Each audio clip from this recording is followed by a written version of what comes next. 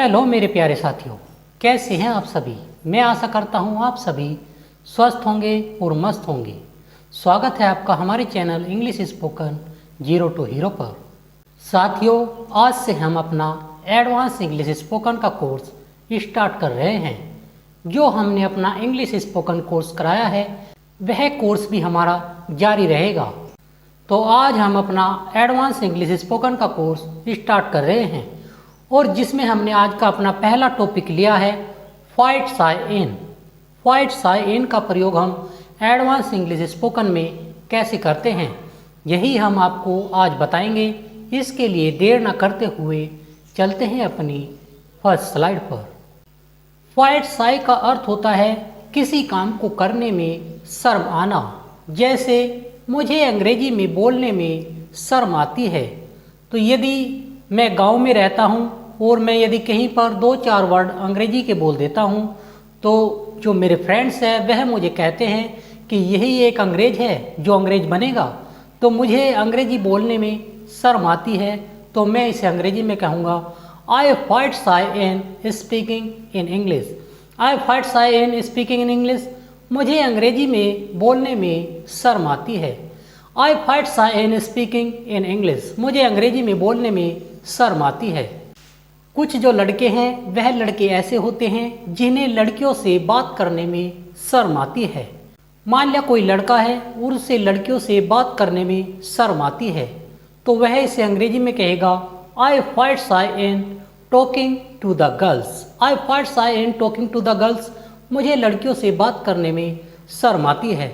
साथ ही जो fight shy इन है उसका अर्थ होता है किसी काम को करने में शर्म आना।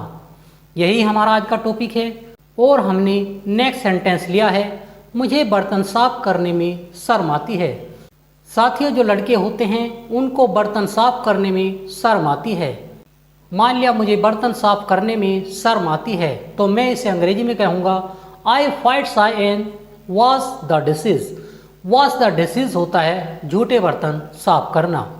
आई fight shy in wash the dishes. मुझे बर्तन साफ करने में शर्म आती है। साथियों, ये जो सेंटेंस है मैं आपको 2 या 3 बार बोलकर आपको बताऊंगा, फिर आप घर पर सेल्फ प्रैक्टिस कर सकते हैं, तभी आपको अंग्रेजी में बोलना आएगा। इसीलिए कहा गया है practice makes a man perfect. Practice makes a man perfect. अभ्यास ही आदमी को निपुण बनाता है। चलते हैं अपनी नेक्स्ट स्लाइड पर। अब आपने यह तो बता दिया कि आपको क्या क्या काम करने में शर्म आती है और यदि आप किसी से यह पूछना चाहें कि आपको क्या काम करने में शर्म आती है तो इसके लिए आप सेंटेंस बनाते वक्त सबसे शुरू में डू का यूज़ करते हैं। जैसे do you fight shy in sweeping the room. Do you fight shy in sweeping the room. क्या तुम्हें झाड़ू लगाने में शर्म आती है। स्वीप द रूम होता है कमरे की सफाई करना। एक स्वीप द ब्रूम होता है जैसे जो लेडीज होती हैं वह सुबह सुबह उठकर घर में झाड़ू लगाती हैं तो उसे बोलते हैं sweep the broom. Do you fight shy in sweeping the room. क्या तुम्हें झाड़ू लगाने में शर्म आती है। यदि मुझे झाड़ू लगाने में शर्म आती है तो मैं कहूँगा आई fight shy in sweeping the room. I fight shy in sweeping the room. मुझे झाड़ू लगाने में शर्म आती है। और यदि मुझे झाड़ू लगाने में शर्म नहीं आती है, मान लिया कोई सफाई कर्मी है और उसका तो काम ही सफाई करना है तो वह कहेगा कि मुझे झाड़ू लगाने में शर्म नहीं आती है तो वह इसे अंग्रेजी में कहेगा I don't fight shy in sweeping the room. I don't fight shy in sweeping the room. मुझे झाड़ू लगाने में शर्म नहीं आती है। साथियों, आप डू नॉट को शॉर्ट में डोंट भी बोल सकते हैं। I don't fight shy in sweeping the room. मुझे झाड़ू लगाने में शर्म नहीं आती है। साथियों, विराट कोहली ने 12वीं तक की पढ़ाई की, सचिन तेंदुलकर ने 10वीं तक की पढ़ाई की और आमिर खान इन्होंने भी बस 12वीं तक की पढ़ाई की है। फिर ये लोग इतनी अच्छी अंग्रेजी कैसे बोल लेते हैं। फ्रेंड्स, हमें अंग्रेजी बोलने के लिए न तो कोई महंगा कोर्स करने की ज़रूरत है और न ही कोई डिग्री। अंग्रेजी हमें सिर्फ बातचीत के लिए ही तो सीखनी है। कौन सा हमें कोई इंग्लिश की किताब लिखनी है। देखिए, कुछ सिंपल ट्रिक्स होते हैं जिन्हें आप यदि एक बार सीख लें तो आप महीने भर में ही फ्लुएंट इंग्लिश अर्थात फर्राटेदार इंग्लिश बोलने लगेंगे। इसके लिए आप हमारी प्लेलिस्ट में जाकर इंग्लिश स्पोकन का कोर्स देख सकते हैं, जिसमें हमने डे बाय डे 30 या 32 टॉपिक्स कराए हैं, जिन्हें आप यदि एक बार देख लेते हैं तो आप महीने भर में ही फ्लुएंट इंग्लिश अर्थात फर्राटेदार इंग्लिश बोलने लगेंगे। चलते हैं अपनी नेक्स्ट स्लाइड पर, जिस पर हमने अपना नेक्स्ट सेंटेंस लिया है, क्या तुम्हें रिक्शा से सवारी करने में शर्म आती है। साथियों, जो हमारा समय था उसमें हम रिक्शा में बैठकर सवारी करते थे, लेकिन आजकल के जो व्यक्ति हैं उन्हें रिक्शा में सवारी करने में शर्म आती है। तो हम किसी से यह क्वेश्चन पुटअप कर लेते हैं कि क्या तुम्हें रिक्शा से सवारी करने में शर्म आती है। इसे हम अंग्रेजी में कहेंगे do you find shy in commuting by rickshaw.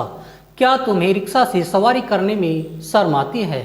Do you find shy in commuting by rickshaw. क्या तुम्हें रिक्शा से सवारी करने में शर्म आती है। Do you find shy in commuting by rickshaw. यदि उस व्यक्ति को रिक्शा से सवारी करने में शर्म आती है तो वह इसे कहेगा I find shy in commuting by rickshaw. I find shy in commuting by rickshaw. मुझे रिक्शा से सवारी करने में शर्म आती है। और यदि मुझे रिक्शा से सवारी करने में शर्म नहीं आती है तो मैं सब्जेक्ट के बाद डोंट का यूज़ करूँगा और मैं कहूँगा I don't find shy in commuting by rickshaw. I don't find shy in commuting by rickshaw. मुझे रिक्शा से सवारी करने में शर्म नहीं आती है। I don't find shy in commuting by rickshaw. साथियों, यदि आपको हमारी आज की क्लास अच्छी लग रही हो तो आप हमें लाइक, शेयर और कमेंट करना न भूलें। और जो साथी हमारी आज की क्लास में नए हैं वह साथी हमारे चैनल को सब्सक्राइब करना न भूलें, ताकि उनको हमारी आने वाली क्लास की नोटिफिकेशन समय पर मिलती रहे।